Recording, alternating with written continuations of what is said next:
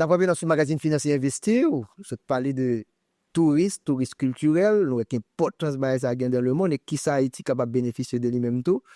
Et nous allons faire un passage de un événement qui est arrivé semaine ça, que nous pas de temps développer, mais semaine prochaine, nous pouvons maintenant faire un gros rallye sur une conférence sur les marchés publics. Semaine passée, il a parlé en pile de la lutte contre la corruption.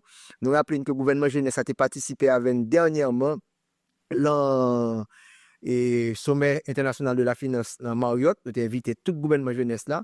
Et il y a une possibilité pour entendre qui ça a important son budget, pour qui ça un budget, ou même comme jeune garçon, jeune femme, pour prendre ça en considération. Par la suite, groupe Croissance c'est pas faire un atelier pour eux. Et nous étions très contents pour nous voir que l'ULCC, l'activité le fait, il a invité jeune président là parler. Nous allons entendre discours jeune président là et nous comprendre que c'est pas simplement au niveau central, mais toute commune supposé que jeunes garçons, jeunes filles prennent décision dans le pays sur nous-mêmes. Et c'est des grands monde qui pourraient aller eux-mêmes, ils plus près, nous sommes capables de tomber que berceau. Donc si nous quittons pour compte, à décider pour nous, à prendre des sous tête, nous ne pas impliquer, et bien après qui ça peut arriver dans le pays ça.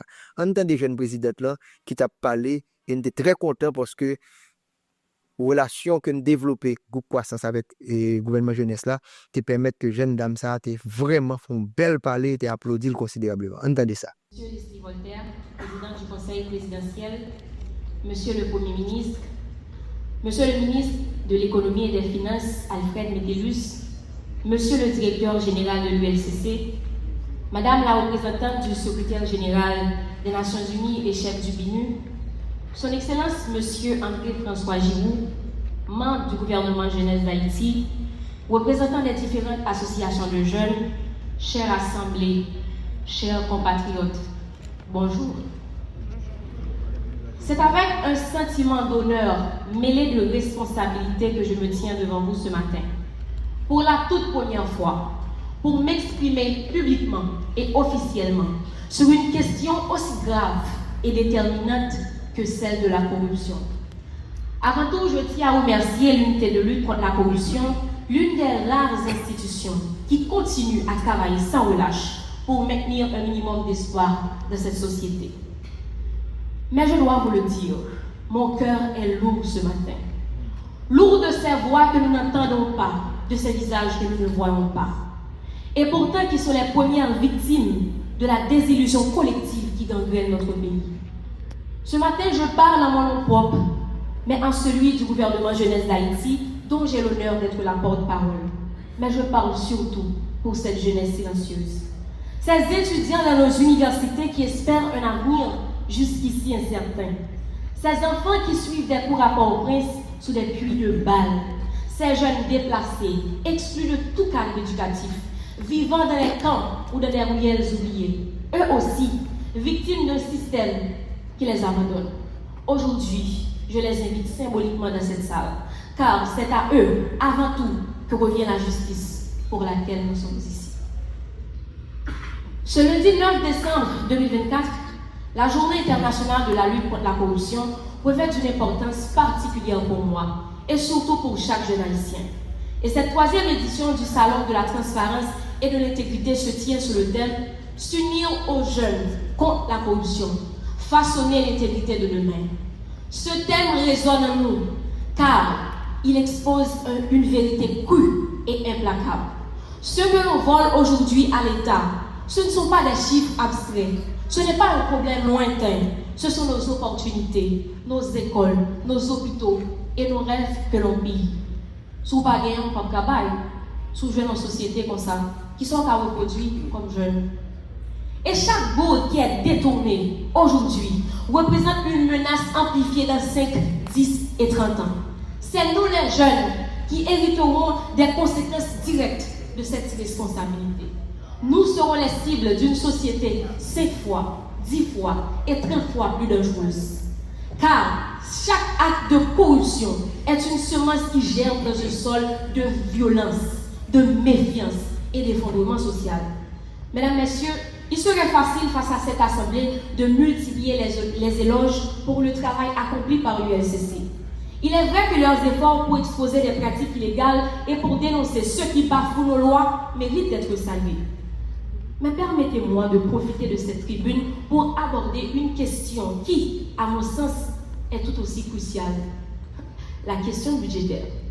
En septembre 2017, la société haïtienne a vécu un éveil brutal. Un budget jugé criminel par beaucoup avait mobilisé les rues de Port-au-Prince, provoqué une prise de conscience collective. Et cette fois, les jeunes, les citoyens étaient dans la rue depuis bien longtemps, car ils avaient compris que leur avenir ne résidait pas uniquement dans des discours politiques, mais était étonnamment contenu dans un simple document rempli de chiffres, de tableaux et de graphiques. Ce fut un éveil douloureux, mais nécessaire. Depuis, cependant, il semble que nous ayons collectivement oublié l'importance de cet exercice crucial. Pas plus tard qu'en septembre dernier, un décret de finances a été adopté, non pas par le Parlement, mais par une résolution du Conseil des ministres. Ce décret définit non seulement l'action de l'État pour l'année à venir, mais il engage l'avenir de tout le monde.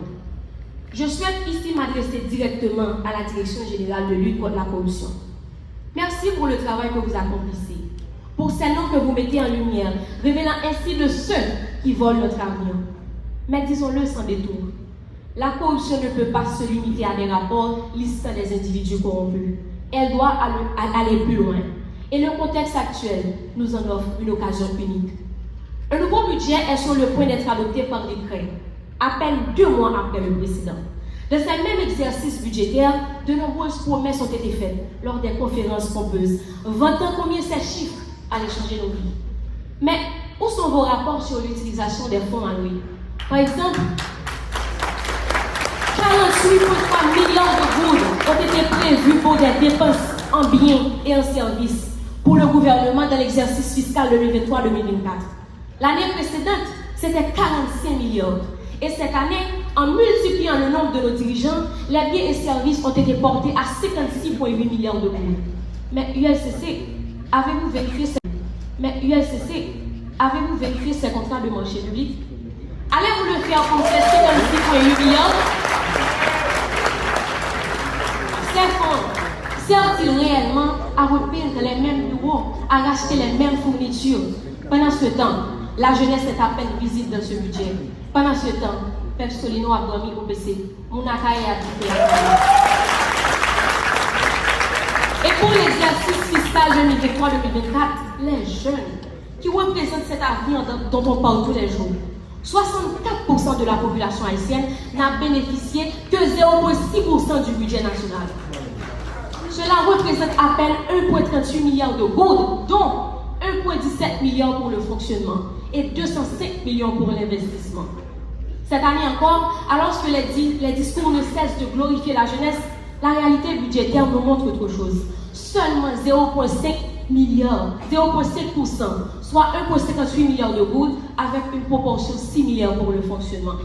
Et pour les femmes, nous dit que c'est Potomitan qui a construit société, qui fait l'éducation, elle mérite apparemment que 0,2% de l'attention budgétaire, soit quelques malheureux 645 millions de gouttes. Cette répartition nous montre clairement que nos décideurs ne considèrent ni les jeunes, ni les femmes comme leurs priorités. Monsieur le directeur général, je sais que vous n'êtes pas responsable de cette distribution, mais il faut le reconnaître. Cette corruption qui détruit nos vies est enracinée dans les lignes budgétaires, car c'est à travers les lignes budgétaires que les corrompus s'infiltrent. Et c'est cette corruption systémique qui compromet l'intégrité d'aujourd'hui et hypothèque celle de demain. Nous, la jeunesse haïtienne, nous sommes prêts à être vos alliés dans cette lutte. D'ailleurs, c'est pour nous la plus bonne. Nous voulons venir, mais mon président n'a pas de chance de gagner. Au moins, il a une chance pour nous arriver. Nous sommes prêts à marcher à vos côtés pour exiger la transparence, pour dénoncer les abus et pour réclamer justice. Le gouvernement jeunesse est déterminé à emboîter le pas avec vous, pour que la lutte contre la corruption ne soit pas qu'un exercice symbolique, mais un réel levier de changement. Permettez-moi de poser cette question candide à l'ULCC et à celles qui partagent la noble tâche de bâtir un avenir intègre. Ne serait pas-il judicieux de dresser une liste annuelle pour célébrer ironiquement nos champions de la corruption? Une petite liste de 5 ou 10 noms qui ont su, mesdames et messieurs, qui ont su, avec tant d'ingéniosité, détourner l'avenir d'un peuple en entier. Après tout, nous parlons ici d'un art. L'art de transformer le peu en rien et le rien en désespoir. Cela dit, plus sérieusement, nous savons que le vrai combat ne va pas se gagner dans des discours. Il se jouera sur le terrain, dans les choix budgétaires qui façonneront nos écoles, nos opportunités. Alors, si nous voulons rompre avec ce cercle vicieux, il est temps de reconnaître cette jeunesse dont on ne cesse de parler. Elle n'est pas seulement un slogan utilisé dans des réunions politiques, des réunions de cabinet. C'est une force vivante qui exige non pas des miettes, non pas des faveurs, mais un véritable siège sur la table des décisions.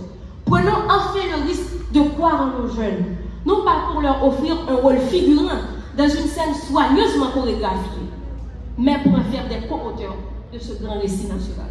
Et le gouvernement jeunesse est prêt à jouer ce rôle aux côtés de l'UNCC et de toutes les institutions qui, bien sûr, dans l'intégrité, veulent transformer les lignes budgétaires, l'administration publique en espoir et non en ligne de fuite. Un pays qui a produit des salines ne peut pas mourir. Un pays qui a produit Jacques Moulin ne peut pas mourir. Et le message final pour aujourd'hui, Haïti n'a jamais été le problème. Ce sont les Haïtiens le problème. Si nous voulons changer Haïti, changeons nos Haïtiens.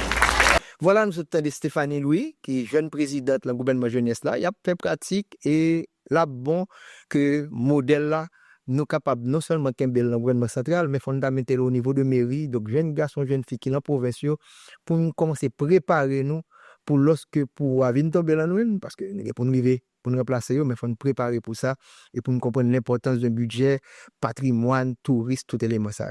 Nous remercions tout le monde qui t'a suivi l'émission, c'est un grand plaisir. À la semaine prochaine.